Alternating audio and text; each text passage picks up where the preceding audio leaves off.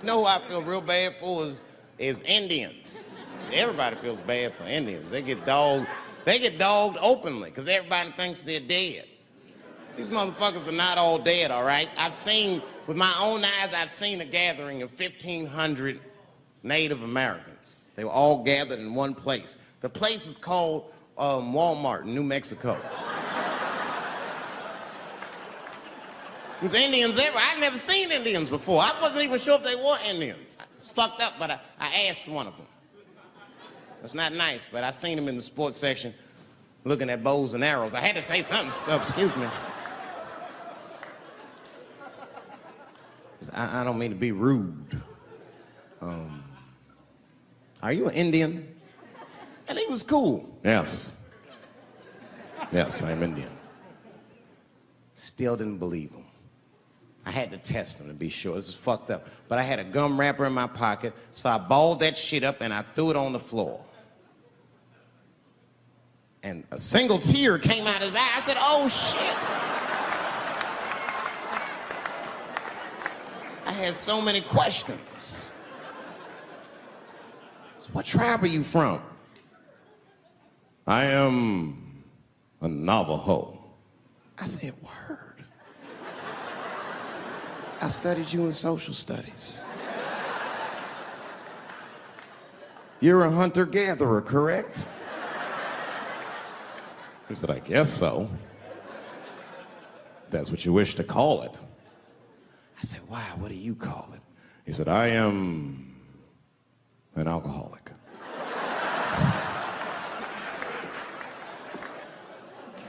You know how I know I'm getting old? This is embarrassing, but I was in my hotel room. I'm not gonna lie, I was jerking off, like. And I was like really sweating it out. And this is when I knew I was old. I just gave up in the middle, like nothing even happened.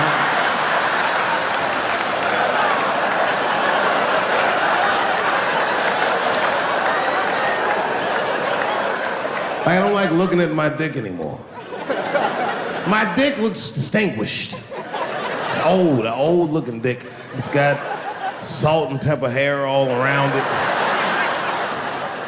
My dick looks like Morgan Freeman in the 90s. Without the dots. My dick narrates. Dave pulled me out and started jerking me around and jerking me around. But not with the same vigor as when he was young. He and I both knew nothing was coming out.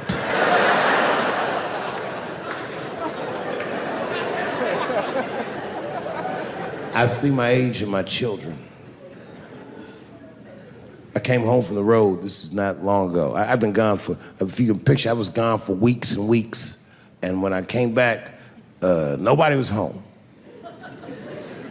Now, one person in my family thought that maybe I'd like to see them when I got back. Like, they knew when I was coming back, but they just weren't home. And that shit was a wake-up call. You know, like when my kids were little and the tour bus would pull up to the house, these motherfuckers would spill out. Dad is home, hooray! And they'd hug me and kiss me, and then as the years went on, they'd get less interested. Hey, everybody, look, it's Mr. Promises back from the road.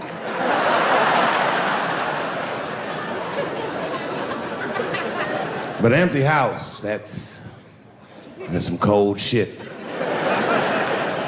And I went into my oldest son's room. I was like, hello, hello? He was gone. And I'd never done this to him before, but for some reason I just did it. I just looked through his shit. Just to see who this motherfucker was becoming. And I found these notebooks and I started going through the notebooks and it was all this wonderful poetry in them. Written in his handwriting. I didn't even know this nigga wrote poems. And then I looked through his drawers and I opened up his middle drawer and I found this rolling paper. And I looked down at them papers like, oh, that's where that poetry's coming from.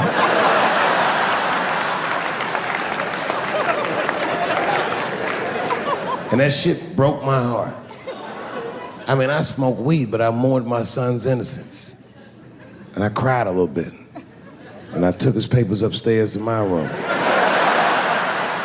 Rolled some weed that I'd hid from the family. And I got really high. And then I got paranoid, so I put his papers back how I found them. So he wouldn't know what I was up to. This nigga won't even know that that happened until he sees the special. Yeah, nigga, I found your papers. He's a cold motherfucker. Let me tell you, this kid is only 16 years old. Listen to what he did to me. This motherfucker calls me up in the middle of the night. It was 1 o'clock in the morning. He goes, Dad, don't be mad. I knew something was terribly wrong. I said, what's going on? He said, listen, I'm fine. And don't forget, you told me to do this. I'm at a party, and my designated driver had too much to drink. And me and my friends need you to come pick us up. I said, Jesus Christ, it's 1 o'clock in the morning, nigga. I am shit-faced.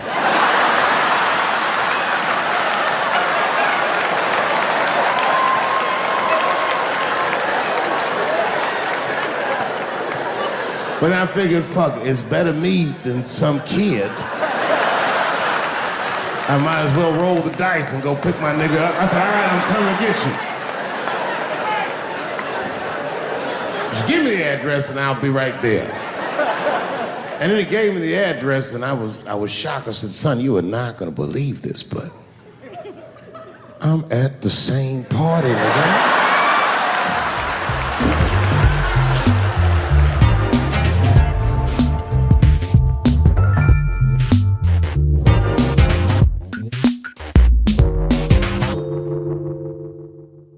I am not saying that to say that trans women aren't women. I am just saying that those pussies that they got, you know what I mean? I'm not saying it's not pussy, but that's like beyond pussy or impossible pussy. You know what I mean? It tastes like pussy, but that's not quite what it is it? It's not blood, that's beet juice.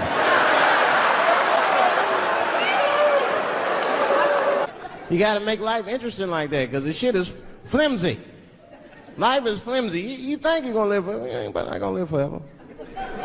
It's dangerous out here. We know what's going on. I travel now, you know. I used to think DC had the roughest ghettos in the country. Nah, nigga, I have seen some shit now. Oh, there's some rough areas outside of DC. Yeah, everybody should go to the ghetto. I was taken to the ghetto one time. That's the worst. When you get taken and you're not expecting to go. You know, usually you want to know when you're going to the ghetto, like, I'm going to see some wild shit. I got to prepare myself. I'm going to see something crazy. When you're taken, it's different. I had a limousine driver. It was after a show. It was late at night. It was like 3 in the morning. I had a limousine driver. He was a nice guy talking to me and shit. Oh, hey, where you from, dog? DC? Word? That's a rough city, man. And his cell phone started ringing. Hold on 1 second. Hello? Oh, what's up, nigga? What? What the fuck? Slow down. What? What the fuck? No! No! No! Fuck that, nigga. Fuck it. I'm on my way.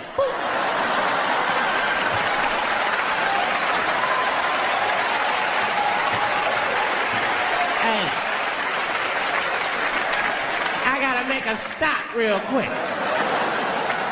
At 3 o'clock in the morning. I didn't know he was taking me to the ghetto at first. I started looking out the window. I was like, what the fuck? Gun store, liquor store, gun store. Where the fuck are you taking me? This don't look good. He didn't say shit. He just pulled up in front of an old rickety building that looked like a project. Now, I'd never been there before. I'm not sure if it was a project, but it certainly had all the familiar symptoms of a project. A fucking crackhead ran this way.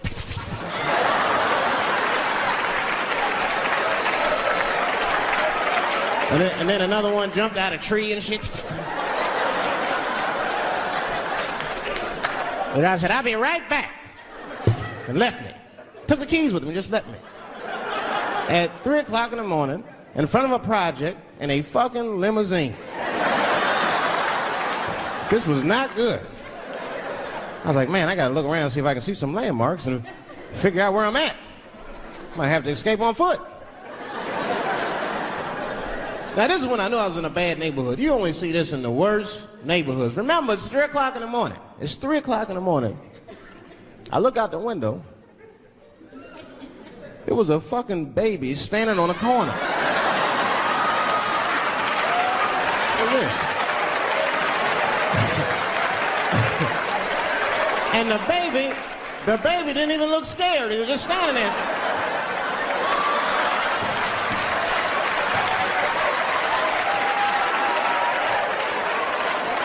I mean, it made me sad. It made me sad, really. You know what I mean? Because I wanted to help the baby. I was like, I don't trust you either. I'm sorry. Click. Click. The old baby on the corner trick, eh? I'm not gonna fall for that shit. Where's this limousine driver? You know, I start feeling bad. As time goes by, I start feeling worse. Like, man, what is wrong with me? What the hell's wrong? I'm scared of a baby. And this baby could be in trouble. He might need my help. I gotta do something. But I wasn't gonna get out the car. I'm serious, man. I just cracked the window a little bit. There's an old limousine. I can roll it down.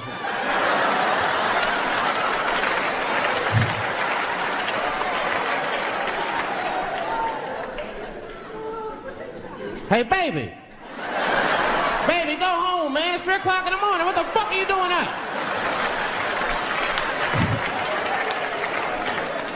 The baby said, I'm selling weed, nigga. I said, oh, shit.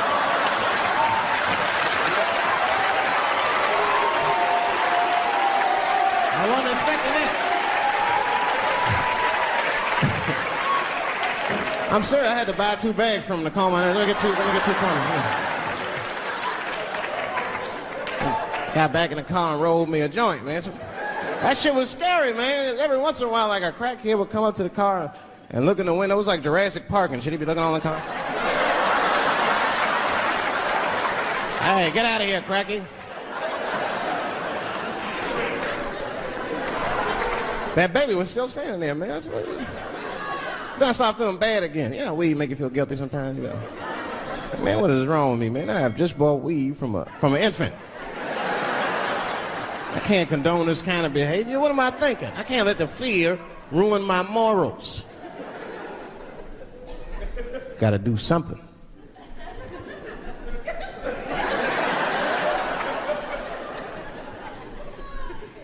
Hey, baby. Stop selling weed, all right? You got your whole life ahead of you. He said, fuck you, nigga. I got kids to feed. I said, God damn. Fuck, I need an alibi. I can't be no celebrity. This shit is just the worst. I'm seeing it. I see why stars are crazy now. These motherfuckers. I went to Disney World with my kids, which is a big deal for me. I don't get to see my kids so much. I do Chappelle show 20 hours a day. Sleep for like half an hour, raise my kids for 10, 20 minutes, and I go back to work. Now, this particular day, I got to hook up with the kids. We went to Disney World. Everybody at the park. Fucking everybody. Hey, I'm Rick James, bitch. Hey, I'm Rick James, bitch. It's like, hey, man, hey. You mind not calling me a bitch in front of my kids? Time out, motherfucker. We take a day off. Even Mickey Mouse did it. I said, this is the most unprofessional shit I have ever seen in my life. Rick James, bitch. Oh, I was fed up. I caught that motherfucker with an uppercut. Bop! Knocked his head clean off. Everybody was screaming. Oh my God, oh my God. Mickey Mouse is Mexican. But everybody's getting along. I see that shit. I see it all around. Blacks and whites don't fight so much. You know who don't have no beef with anybody is Asian people. I see how y'all be doing. Y'all just lay in the cut. Only people Asian people beef with is other Asian people. Like if you call a Korean guy Chinese, I've done this. They will flip out, hey! What make you think I'm Chinese? Korean? Do I look Chinese? Yes, motherfucker, you do look Chinese. That's why I said it. It's an accident. Nigga, to the untrained eye, you all look Chinese to me. It's a mistake. I'm not trying to offend you. Some people say all black people look alike. We don't get bent out of shape. We normally just call those people police, okay? Just learn to live with it. That's all I can do. He was one of my first white friends, like, in my life, man. He was a good dude, too. He moved to Silver Spring from Utah, of all places.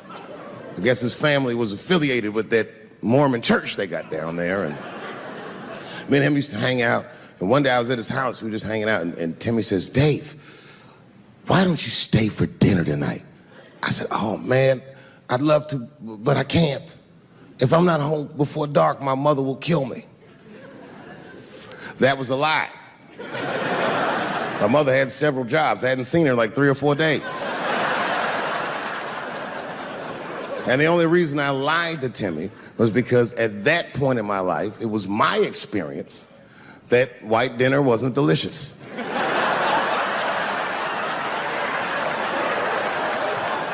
I'd rather go home and fry some bologna or some shit like that.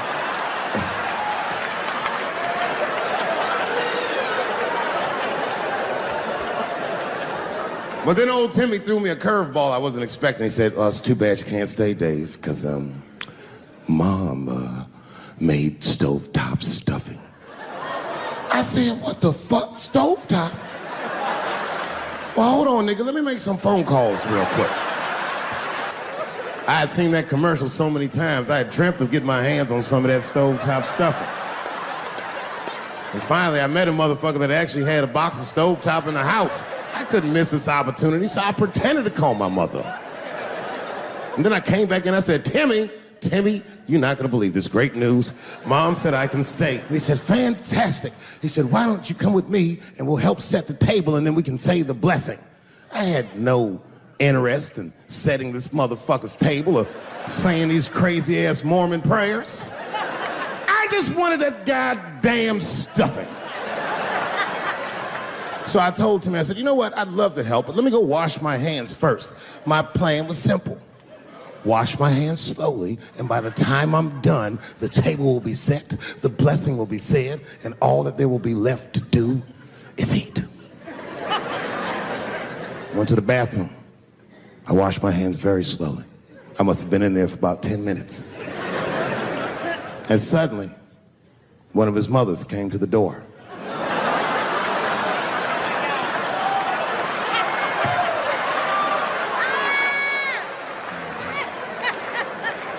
She was like, hi, David, right? I said, yes, ma'am. She said, Timmy tells me that you're planning on staying for dinner. I said, I hope that's not a problem, ma'am. She says, no, it's no problem. In fact, we'd love to have you. It's just that we weren't expecting company. And I'm afraid there's not enough stovetop stuffing for everybody. So I kicked her in the pussy. Bam! Ladies and gentlemen, I told you I'm dope, nigga. I told you what I was gonna say and you still didn't see it coming. And that's why I make the big bucks.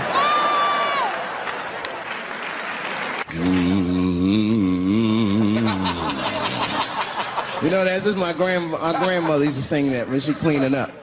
That's a Negro spiritual. Black work song. Not everybody know about that. I know. See, white people, you guys might whistle when you work. You dig? But that's how you can tell what kind of work we're actually doing.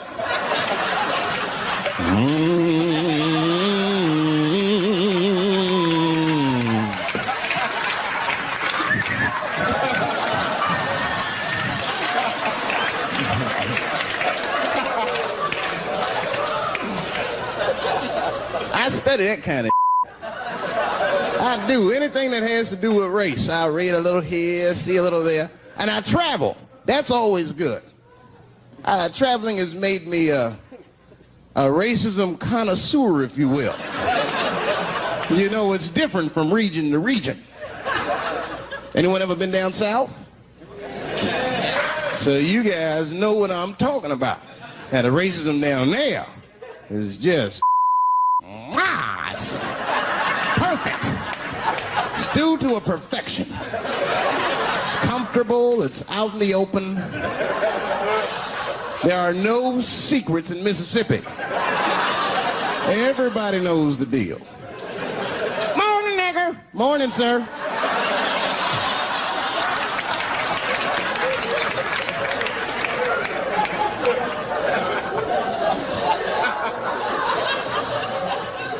Not up here. You hit the big cities, man, it's different. It's always a secret. And we should do like them. We should keep our shit out in the open, then a little. I mean, with limits. You don't want to say whatever comes to your mind. That might be a little much. White dude be walking down the street minding his business, and the brother walk up to him, hello, you white oppressor, you slave master rapist of Africa. Why, hello, my big lip spear chucking friend. Touche, honky. So, Whitey, what did you do today, huh? Oppress a new land and make the people there Christians against their will?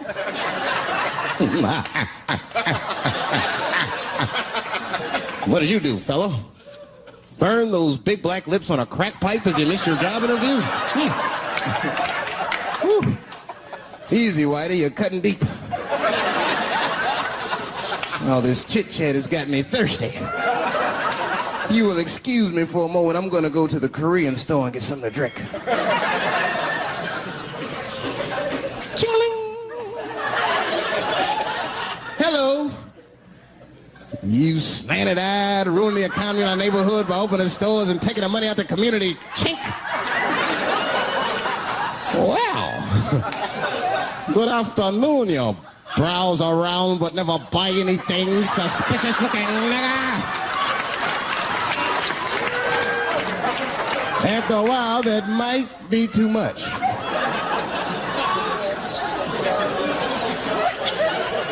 But you can't help it. If you're an American, you're a racist. We brought up from the beginning to think in generalizations. We never look at the individual. We rarely look at the individual. I'm a racist. I know I'm a racist. You know how I know? The other day I caught myself being racist against myself. There's so much going on, I got mixed up. Forgot whose team I was on.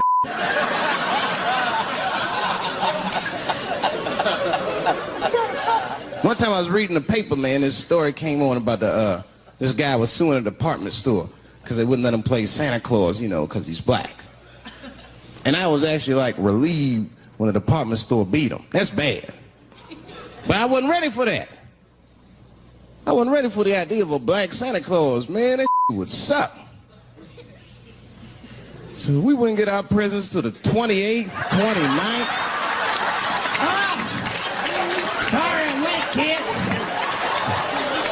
Santa got caught up with some in Vegas. I had to sell some toys to get back, shit. Where them cookies at? I heard that when Martin Luther King stood on the steps of the Lincoln Memorial and said he had a dream, he was speaking into a PA system that Bill Cosby paid for. Do you understand what I'm saying? The point is this. He rapes, but he saves. And he saves more than he rapes, but he probably does rape. Thank you very much.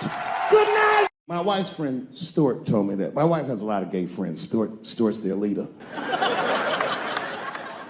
She has a lot of gay friends. And I don't like them.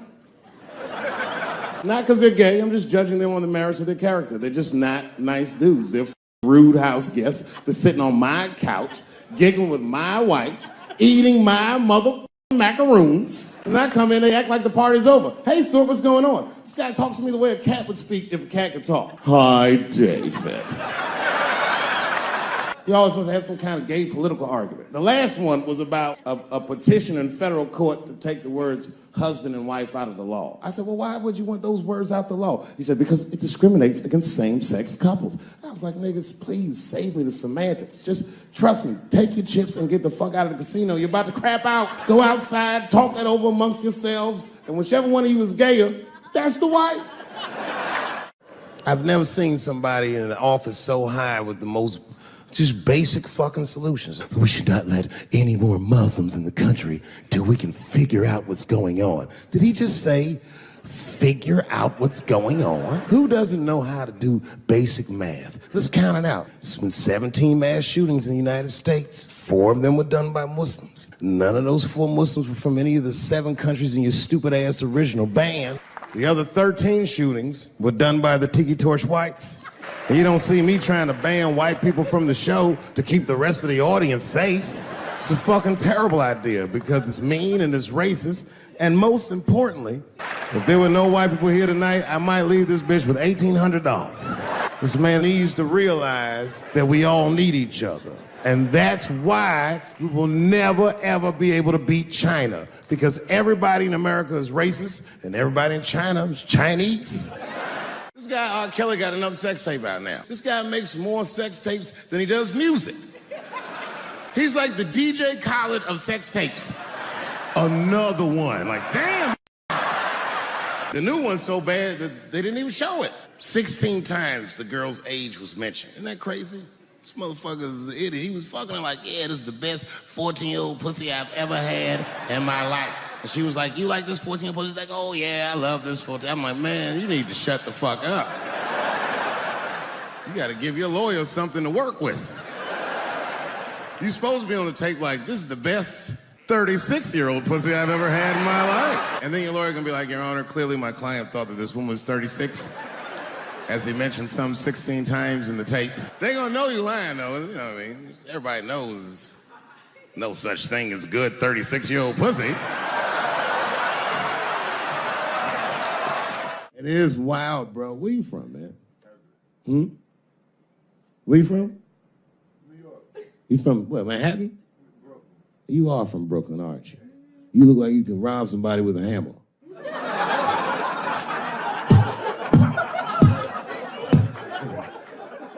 Brooklyn niggas rob you with shit they find around the house. I just got stabbed with a toothbrush. This nigga must be from Brooklyn. I'm fucking around. I think, okay, again, of all those letters, the T has the toughest road ahead. In fact, I think the T should stand for tough road ahead.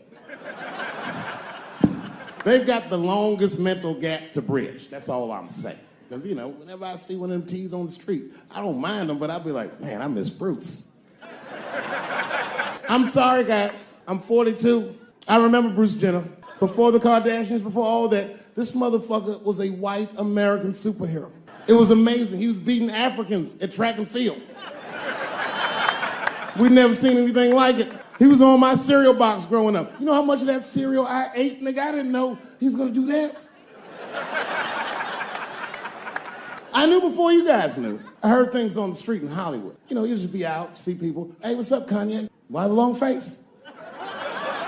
Nigga, you'll see. I got 2 mother-in-laws now. There was a big dance coming up in the middle school. I was 12 years old. I said, Dad, can I go to the dance? He said, of course you can go to the dance. I want you to get out and meet some more kids. I said, great. It costs $3 to get in. And my dad said, ooh, sorry, son, I don't have it. I was like, what the fuck? You don't have $3? Well, then how are we alive, Dad? Dad said, if you want to go to the dance bad enough, I'll tell you what, there's some money in the change jar, get the money from there. I was 12 years old. That's what I did. I showed up to the dance early. There's a long line of kids waiting behind me while I'm at the door trying to count out 300 pennies to get inside. I will never forget this shit as long as I fucking live.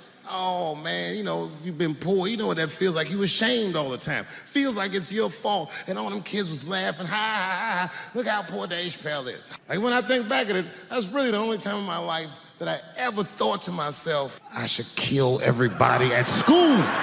No, this is what I mean. Okay, look, okay, you're an Asian dude. No, I say this with no disrespect, but we're all Americans, right? And we can agree that America has a huge body count all over the world, but nowhere more than Asia. Literally, if you look at history, recently, we have bombed the masculinity out of an entire continent. We dropped 2 atomic bombs on fucking Japan, and they've been drawing Hello Kitty and shit ever since. There's a lot of lady boys in the wake of our bombs, and I know these things because my wife is Asian. She's Filipino. All right, well, okay, so that explains it. Now you know why you see me at all those Filipino events. I'm not there picking up pussy, I'm dropping some off.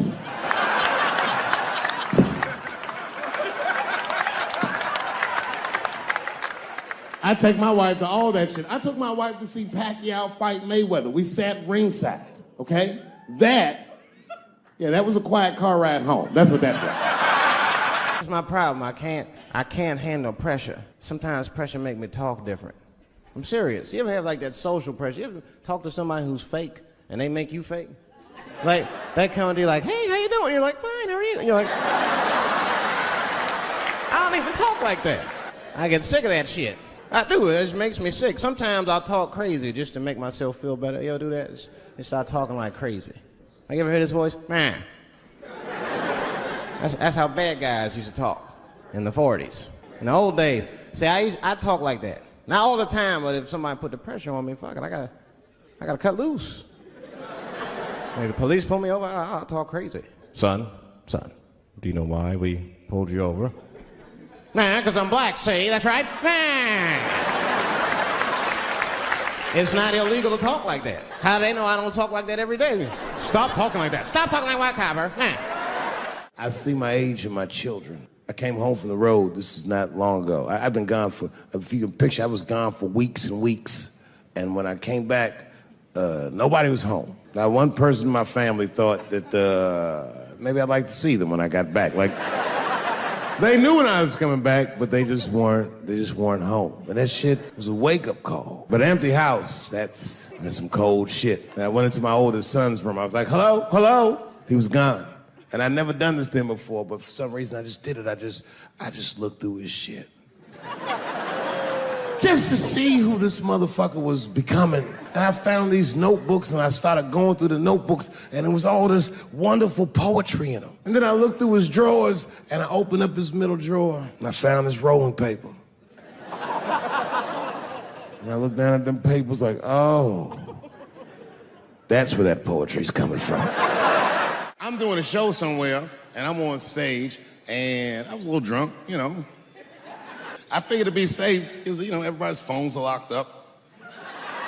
And I went in on this kid. I was talking all kinds of shit. Now, I didn't know that there was a journalist in the audience. Took impeccable notes.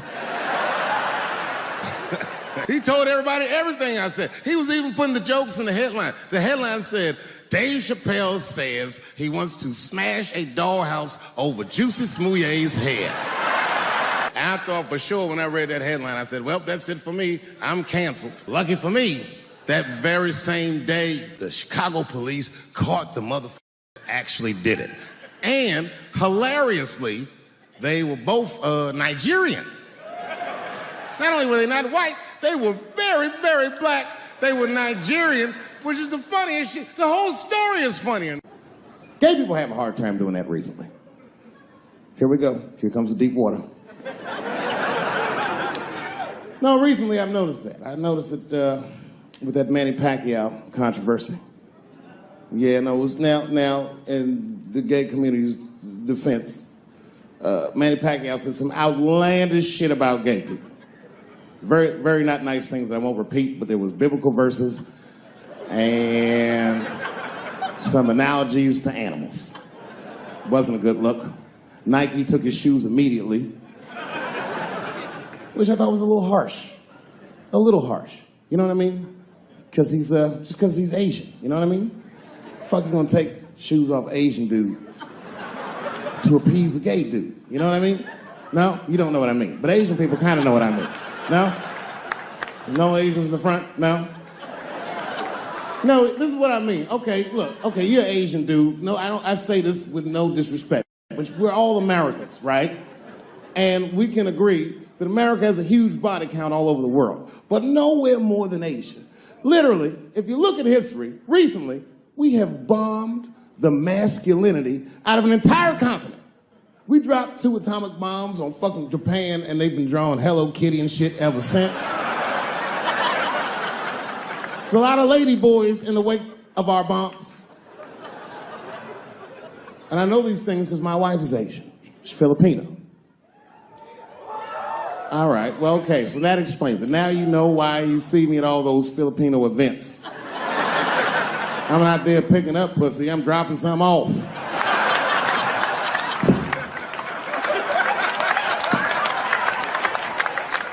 I take my wife to all that shit. I took my wife to see Pacquiao fight Mayweather. We sat ringside, okay? That was a quiet car ride home. That's what that was. But if you know what's popping in the Philippines, you know that they got a whole generation of kids in the Philippines growing up without their mothers. Yes. A lot of women in the Philippines go to the Arabian Peninsula, they come to the United back home, which is still one of the #1 staples in the Philippines economy, money that their expats send back to the Philippines. The men, on the other hand, are left rearing children, twiddling their thumbs, waiting on their wives' checks. These men have been fucking emasculated. And then suddenly, a boxer rises from amongst them and reinstates their manhood with his motherfucking fist. This is not the guy you're supposed to ask, what do you think of homosexuals? He's not your champ. Shit. That's why I don't have a sneaker deal, because if you say something that people don't like, they'll take your fucking shoes off. Road ahead. They've got the longest mental gap to bridge. That's all I'm saying. Because, you know, whenever I see one of them T's on the street, I don't mind them, but I'll be like, man, I miss Bruce. I'm sorry, guys. I'm 42. I remember Bruce Jenner. Before the Kardashians, before all that, this motherfucker was a white American superhero. It was amazing. He was beating Africans at track and field. We'd never seen anything like it. He was on my cereal box growing up. You know how much of that cereal I ate, nigga? I didn't know he was gonna do that.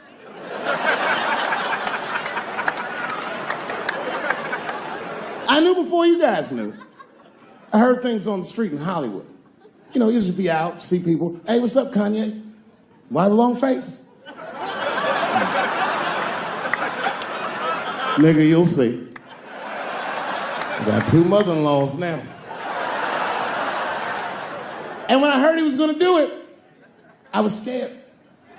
I didn't think the public was ready. I didn't think the media was ready. And you know what? I was wrong. Never seen anything like it. Welcome to the world, Caitlin. So long, Bruce. Hello. Somebody called me a nigga in traffic last Wednesday. It's so long, it takes a minute.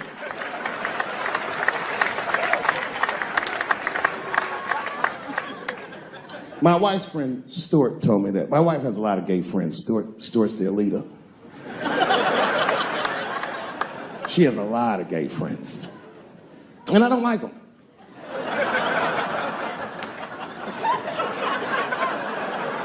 Not because they're gay, I'm just judging them on the merits of their character. They're just not nice dudes. They're fucking rude house guests. They're sitting on my couch, giggling with my wife, eating my motherfucking macaroons. And I come in, they act like the party's over. Hey, Stuart, what's going on? This guy talks to me the way a cat would speak if a cat could talk. Hi, David.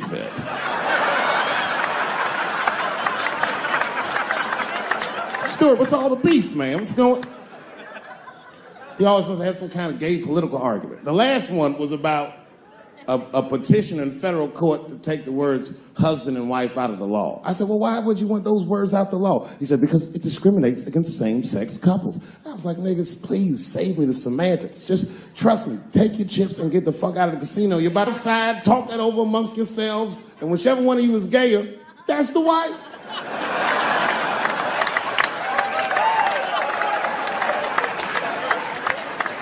No, Stuart didn't like that.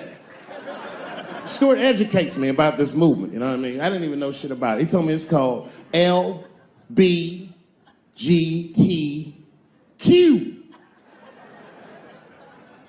I was like, what the fuck is the Q?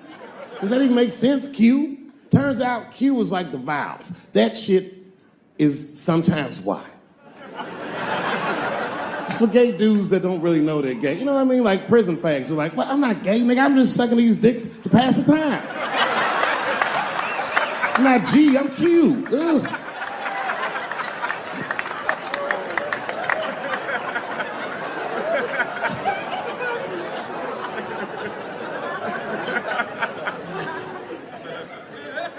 I think, okay, again, of all those letters, the T has the toughest road ahead.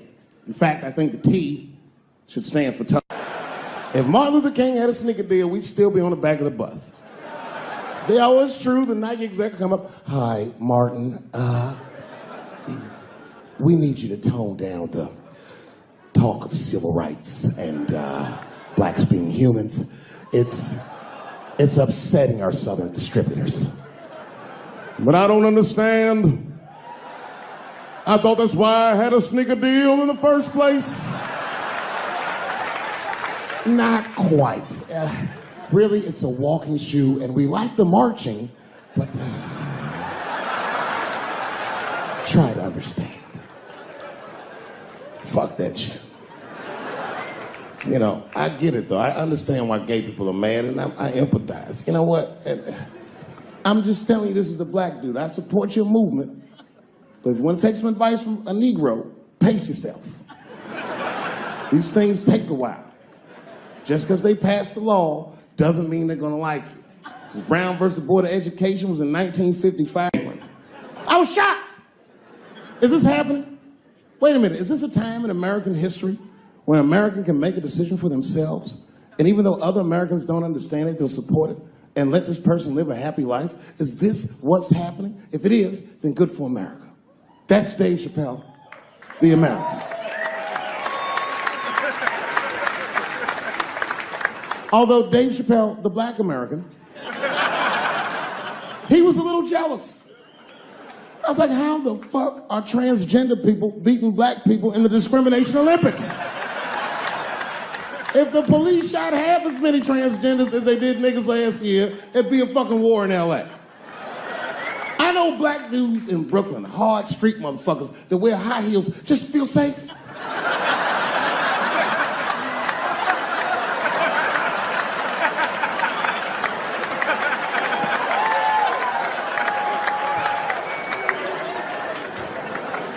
Transgenders are gangsters.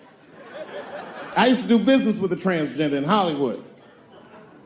Man, everybody would be scared of her in the boardroom. She walk in there, newly minted woman, high heels, purse.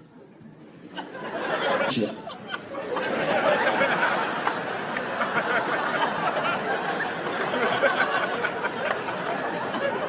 And then she walked to the head of the conference table, stare at us all, reach in her purse, and pull her old dick out and throw it on the table.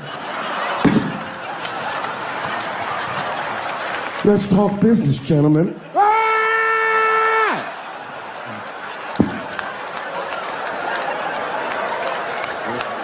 Shit is scary as fuck. If your best friend pitched that to you, you'd be horrified. Yo, nigga, let's go to the hospital and cut our dicks off and make pussies out of them shits. What? Can't we just get matching jackets or tattoos or something? Sure, that's what you want to do? There's only one way to find out, nigga. Wu-Tang, bow, bow. Let's go to the club and trick niggas into fucking us, yeah. I know it's fucked up, but I tell you the truth. You know, everything's funny. Everything's funny till it happens to you. 3 months. A mere 3 months after that terrible attack that Chris Rock endured, I was on stage at the Hollywood Bowl, and a lunatic jumped out of the crowd and attacked me. Now, I gotta tell you, if it happens to you, you don't even know what the fuck is happening. It was like slow motion. I just looked over. I don't know this nigga. And I was looking, I said, oh my God, I'm being attacked. And this motherfucker was ragged. He jumped at me. He was like, ah! I'm old, but I'm fast. I caught this motherfucker's head with my hand and pulled his hoodie over his eyes. I can still feel his head in my hand. It was spongy. He had been growing dreadlocks. Not the beautiful dreads that Rastafarians grow. These were accidental LA homeless dreads. This shit had leaves and sticks and bottle caps and shit in it. Some kind of grease. I was like, ugh, like this. And then I fell down. And he knocked me all the way on the ground. And I was like, man, this is a bad situation. I don't know if I'm gonna die or what's gonna happen. But in that moment of vulnerability, you know what occurred to me that had never occurred to me before in my life? In that moment, it occurred to me that bodyguards should not wear dress shoes to work. Travis! This nigga Travis came out slipping and sliding on some kind of beautiful loafer and fell flat on his back. I said, oh my God. Now both of us are down. I gotta handle this shit myself. So I popped right back, boom, and then the kid that knocked me down, he popped out, boom, and we looked at each other and realized at the same time, I was bigger than him. And that motherfucker took off running. And I started to chase him and I said, fuck him. And I picked the microphone up. I said, I'm gonna finish this show now. That's right.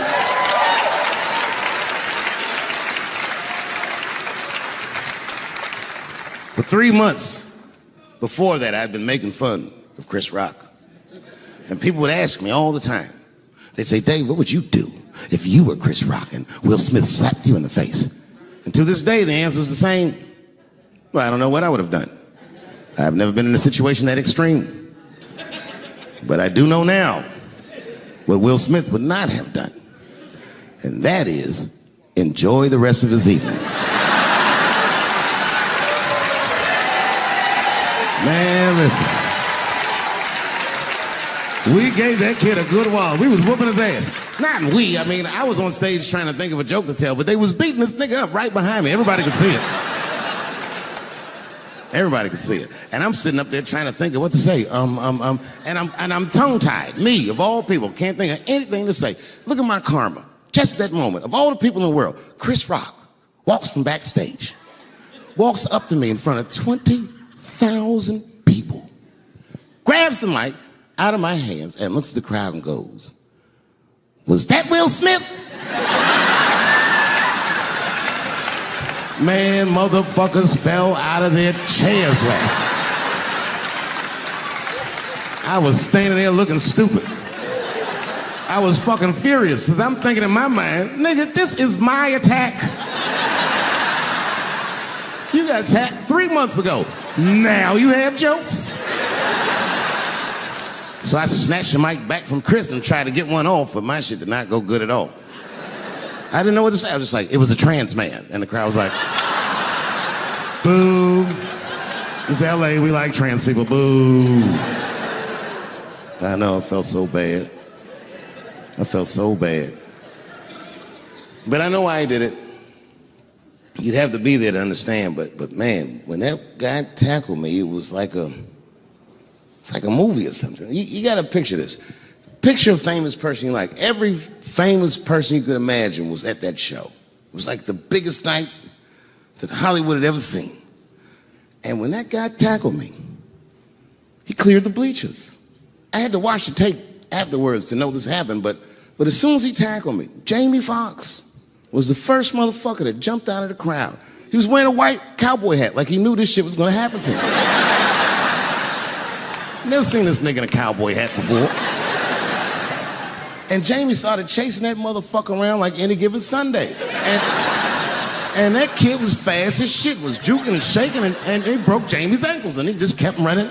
And then Jon Stewart from The Daily Show ran from backstage and jumped at this motherfucker like Super Jew. He was like, ah! And the kid seen Jon coming, so he jumped back, and Jon went flying that way. And this kid was fast, and then he turned around. He sees the emergency exit. He starts running for the emergency exit. Just before he got to the door, motherfucking Puff Daddy from Bad Boy Records jumped in front of the door. That nigga was like,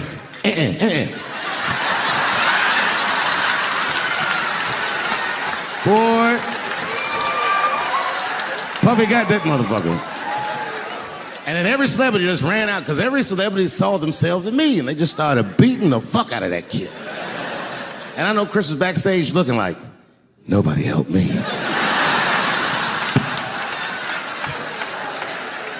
Everybody hates Chris.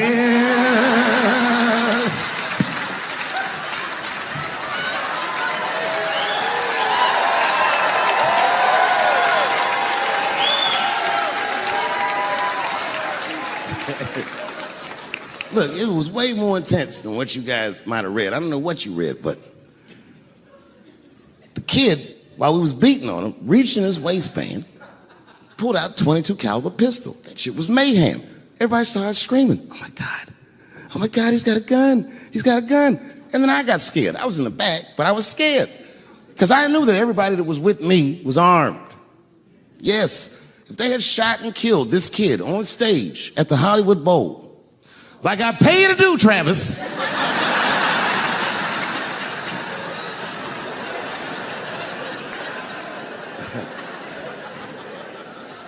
but Travis G'd up. Travis wrestled the gun out of the kid's hand, and then he took it like this and tried to chamber the round, and he couldn't.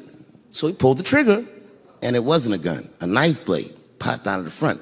I guess this kid was gonna stab me. Some scary shit. So the next night, even though I didn't have a show, I said, I gotta get right back on stage. And I went and did a show. And someone in the audience screamed out, Dave, what happened with the attack? And I didn't know there was journalists in the room. All I said was that this nigga had a knife that identified as a gun. I got 6 more weeks of bad press for that joke. I didn't even do nothing to this nigga. That's not right. That was not right. And then the New York Post went to the jail and interviewed my attacker like he was some kind of hero. And I read that interview. It turns out the entire attack was my fault. Yes, I triggered him. I didn't mean to. I had done jokes about the homeless. It turns out this young man was homeless. And I mean, there's no way I could have known this. But I will say, for a homeless guy, this nigga had incredible seats.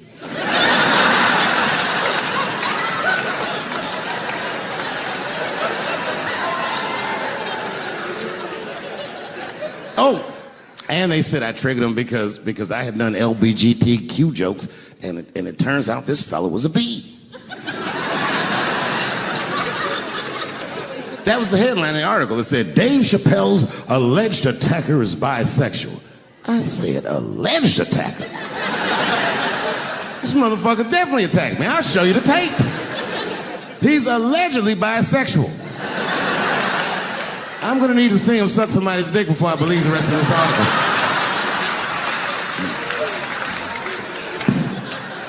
I read that shit in the paper. I was horrified. I was like, oh, bisexual? I could have been.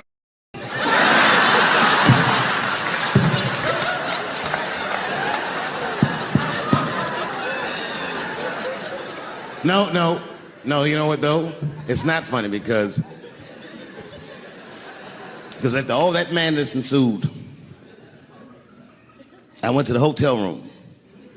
I was by myself and I opened the door and my wife was in there alone. She was sobbing, like sobbing. I said, oh my God, what's wrong with you, bitch? Did you get attacked too?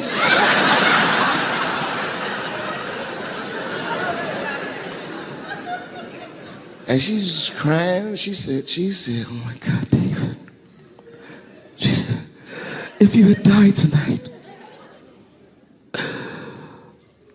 me and the kids would have nothing.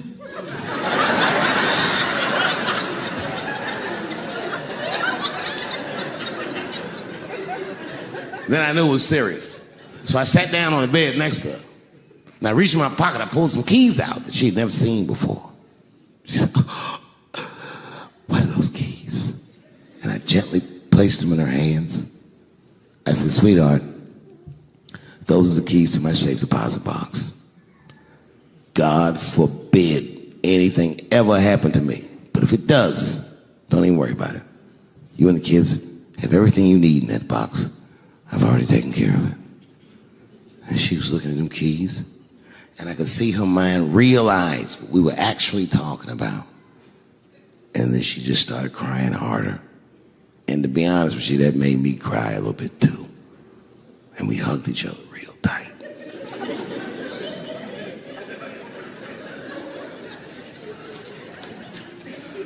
Do you know this bitch looked in the box while I'm alive and well? Who does that? Oh my God. And then she was mad at me. She said, God damn it, David, I opened that box. I said, you did? said, yes, I did. And there was nothing in there.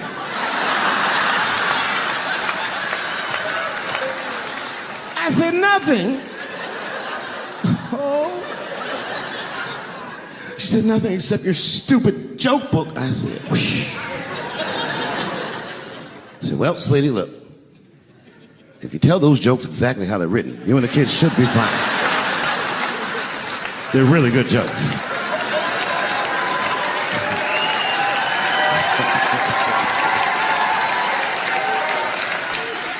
She's like, good jokes? What is this shit? Come join me in my watery grave. No, you gotta roll your throat.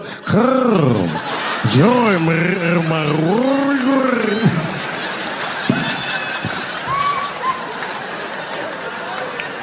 And me and her, like, we weren't arguing, but you know what I mean? She was just like, you need to stop doing that. And then I tried to change the subject. I go, how is school going, boys? And my sons tell me, well, we didn't have school today, technically. I'm like, well, what's going on? He said, well, there was like a school shooting drill.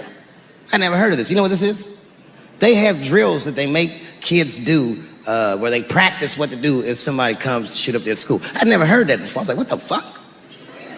Then I had to tell my sons the truth. I didn't want to tell them this shit. Son, listen to me.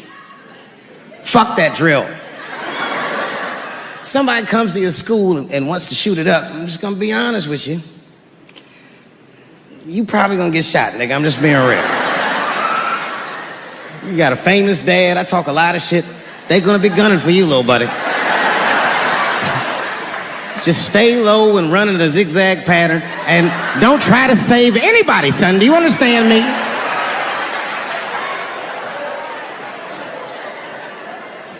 Why would you have kids rehearse for some shit they have no control over? All you're doing is training these kids to worry. It's the stupidest drill I've ever heard of. And while you're in there training them during these drills, well, aren't you training the shooter too? This nigga's in here listening and learning like the other kids.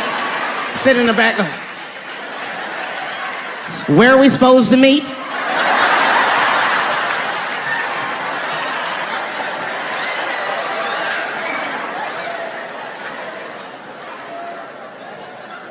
If you're a parent, this shit is terrifying. This shit is real scary. All the parents is looking at each other crazy. Because we know as parents that one of us is raising the shooter. Just don't know which one of us it is. All we know for sure is that if you're a white parent, the chances that it's you is exponentially higher than the rest of us. Shooting up school is a white kid's game. It's fucking crazy. You know, I hated school too. It never occurred to me. Kill everybody in school? It's fucking crazy. Just do what I did, nigga. Try some things. Have you skipped school, nigga? Skip school. Take a walk and meet some other kids. Fuck school, nigga.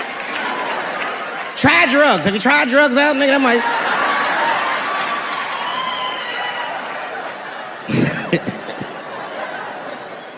Some scary shit. I've given this a lot of thought. I don't see any peaceful way to disarm America's whites.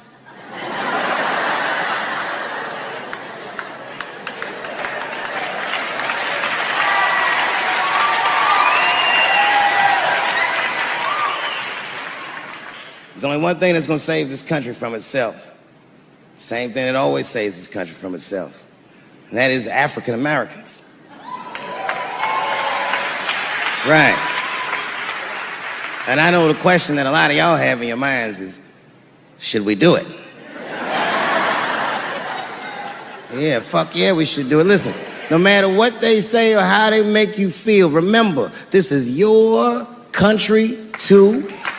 It is incumbent upon us to save our country. And you know what we have to do. This is a fucking election year. We gotta be serious. Every able-bodied African American must register for a legal firearm.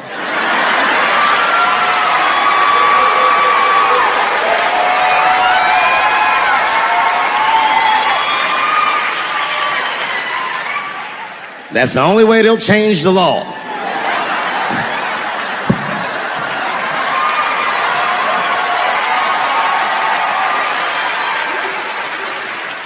hate guns, personally. I can't stand them. Yeah, but I have several. I don't want them, but I feel like I need them. Don't forget where I live. I live in Ohio. And anyone that knows anything about Ohio knows that even the word Ohio is an old Native American word. It means, literally, land of poor white people.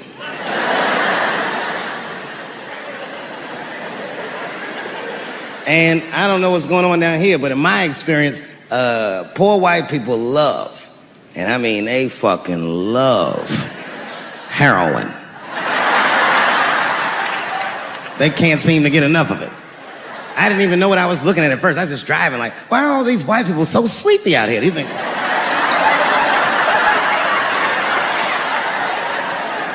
It's really bad. As a matter of fact, I was coming out of a nightclub the other night in Dayton, and I'd parked my car in the alley, and no one was out there. I didn't have no bodyguards or nothing. I was home. I figured everything was fine. And as soon as I opened my car door, all by myself, suddenly one of these heroin-addicted whites just pops out of a trash can. It scared the shit out of me. I screamed, "Ah!"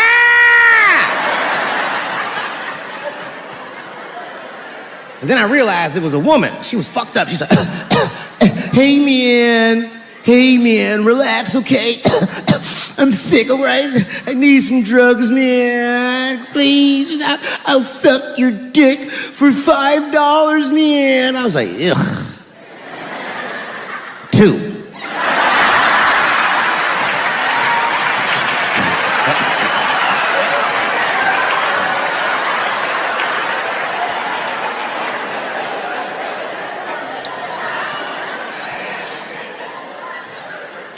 Obviously, I'm joking. This opioid crisis is a crisis. I see it every day. It's as bad as they say.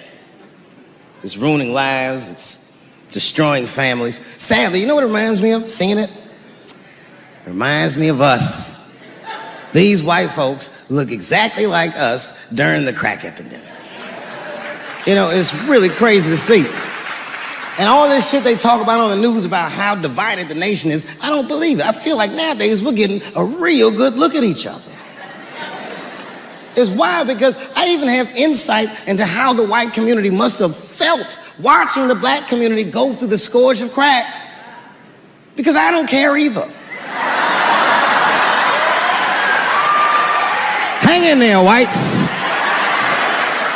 Just say no. What's so hard about that?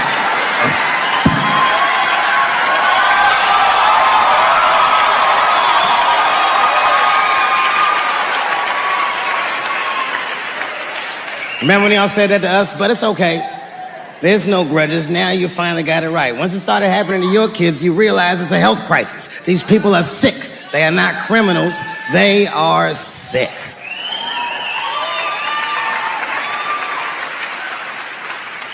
Be that as it may, I'm armed to the teeth. First gun I bought was a 12-gauge shotgun.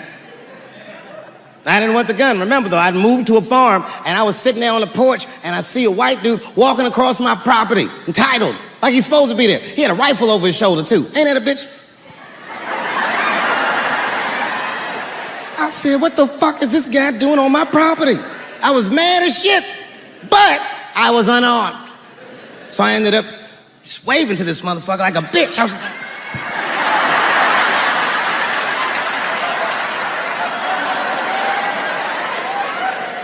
And as soon as he got far enough away, I ran to my car and sped to Kmart. This is in a rural white area. And remember, I was nervous because the guy was on my property. I'm black and I was sweaty. You know what I mean? And I ran to the gun counter, black and sweaty, sweating and black. And I looked up at the nigga, I was like, I look like a slave or something.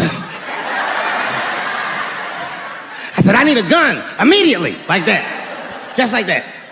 The guy didn't answer, no questions. He just grabbed a 12-gauge shotgun, handed it to me. I'd never even held a gun before. I'm not a dummy. I'm like, well, I need some bullets too. And the guy reached under the counter, put 2 box of shells on the counter. He said, all right, buddy, which box do you want? And I didn't know. One box had a picture of some ducks on it. The other box had a picture of some deer. I said, well, what's that box with them ducks? He said, oh, that there's birdshot. And then he goes just like this, I'm not exaggerating, he goes, that won't kill a man.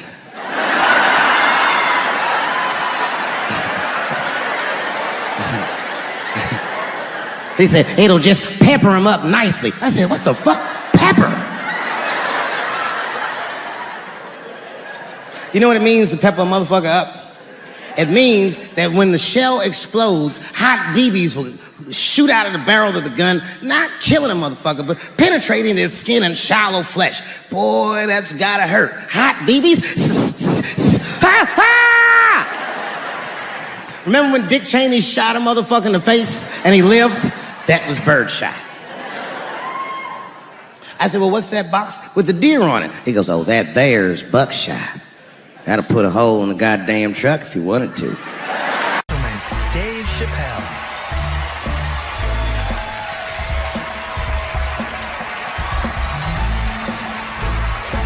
Vegas. Oh boy, I'm very nervous. No pressure.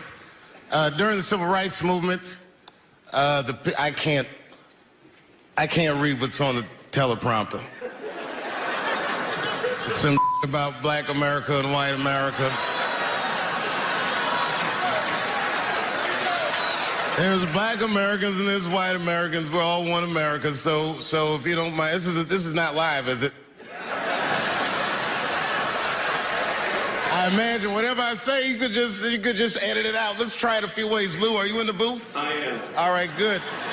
You know what, Lou? Let's just play around with it and see if we can get it right, get this clip package on, and then let me go home, all right? You got it. All right. Ready. All right, count me in. 5, 4, 3, 2, 1. Wu-Tang. I'm just with you, Lou. Let's do it again.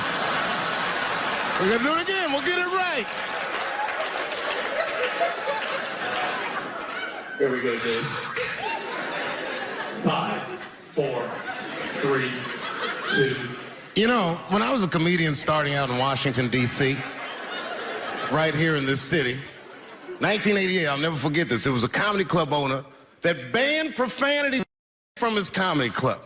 He said it offended his audience, and this was a cause of major concern for all the comedians in the circuit. And we all called a meeting, and we had the owners come, and it was the club owners, and it was the comedians. It was the classic labor dispute. The club owners laid out their case. There cannot be profanity in these clubs because that offends people. And there's a comedian who's still a good friend of mine to this day. He lives right here in Washington, D.C. He stood up and he said, he's black, I should tell you because it's important to the story. He says, I use profanity because I live a profane lifestyle. He says, I don't have an insect infestation in my house. I have roaches.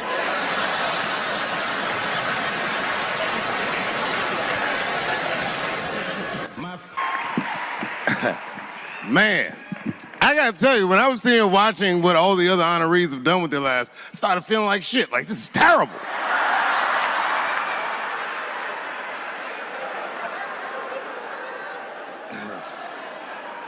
And then Bobo brought me up and started out good with that Ali picture, and then it just, whew. But that coloring book that was in the picture, I know the Ali's are here, that coloring book, my mother has it. And the champ, he signed it. You know, the greatest, he signed it, Muhammad Ali. And his sparring partner was there that day. And his sparring partner signed it, said the next heavyweight champion in the world, Larry Holmes. And he was. And 2-year-old Dave Chappelle colored all in that shit and just ruined the book.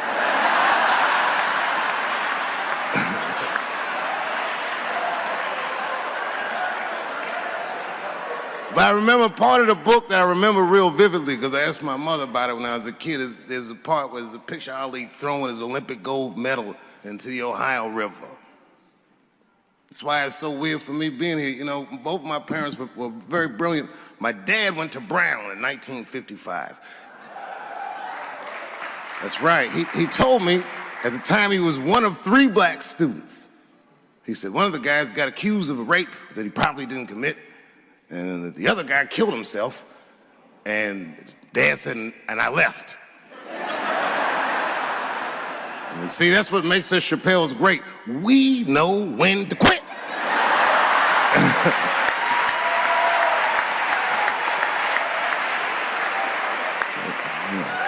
They all just live to fight another day.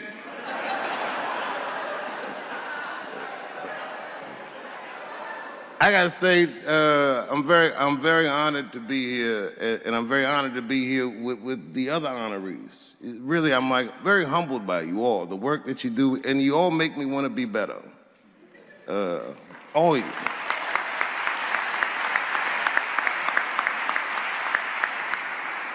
And you know, I was gonna stop doing stand-up for a while because 4 comedy specials in a year is like, that's a lot, you know. But you know, shout out to my colleagues in comedy. I just want to say that in a way, this for me belongs to my mother primarily, who was an African American studies professor, and a lot of the content that I say, she raised me well. I'm not an uninformed person. But also, you know, my colleagues in comedy, like comedians have been getting beat up pretty bad recently, and we're somehow nowadays expected to speak with the precision of attorneys or politicians. We are not. I always think of James Baldwin. You know, James Baldwin was one of my favorite writers because he managed to tell white people what they feel like to be around.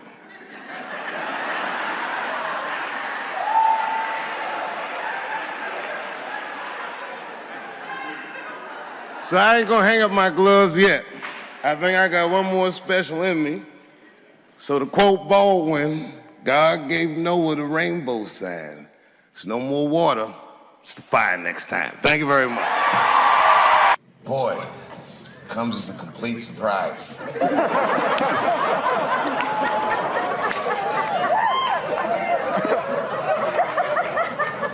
I mean, I read all the reviews, and they said so many terrible things. They were embarrassed for me. I had lost my way. It wasn't even worth watching. I hope all you critics learn from this. This is a teachable moment. Shut the fuck up forever.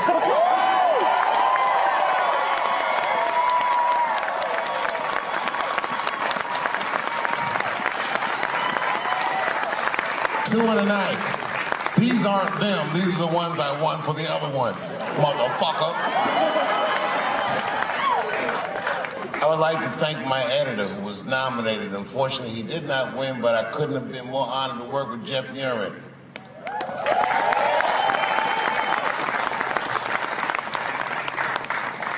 Stan Lathan has been directing television since 1968. Any show that I watched when I was growing up, he directed it. From Sesame Street to Sanford and Son to Good Times to Everything Black. And finally, you motherfuckers finally gave him an Emmy tonight. He deserves so much more, but I'm glad you came around.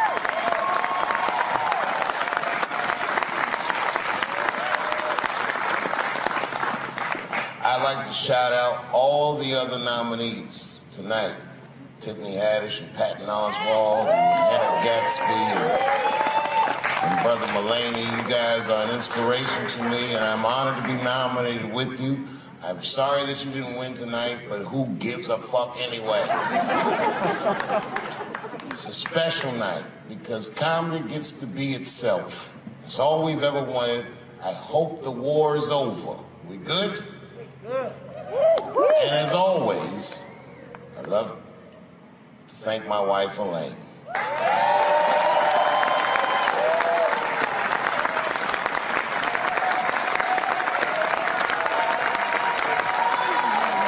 That's right. Elaine has been with me for the last 25 years and had to endure the pains of living with the greatest comedian ever. See you on Monday. Thank you very much. Thank you. Thank you. I like not knowing what's going to happen. I like making memories. Sometimes I do all this crazy shit around my colleagues just so that they can tell their friends I did it. But rather than talk about myself, just briefly, I want to just talk about my genre. Stand-up comedy is an incredibly American genre. I don't think any other country could produce this many comedians. And unbeknownst to many people in this audience, I don't think there's opinion that it exists in this country that is not represented in a comedy club by somebody. Each and every one of you has a champion in the room. We watch you guys fight, but when we're together, we talk it out.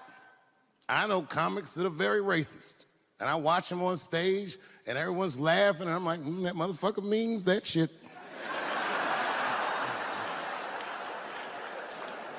Don't get mad at them, don't hate them. We go upstairs and have a beer, and sometimes I even appreciate the artistry that they paint their racist opinions with. Man, it's not that serious. The First Amendment is first for a reason. The Second Amendment is just in case the first one doesn't work out. We gotta let some air out of the ball, man. The country's getting a little tight. It doesn't feel like it's ever felt in my lifetime. So tonight, I am honored that my colleagues are here in comedy and in music.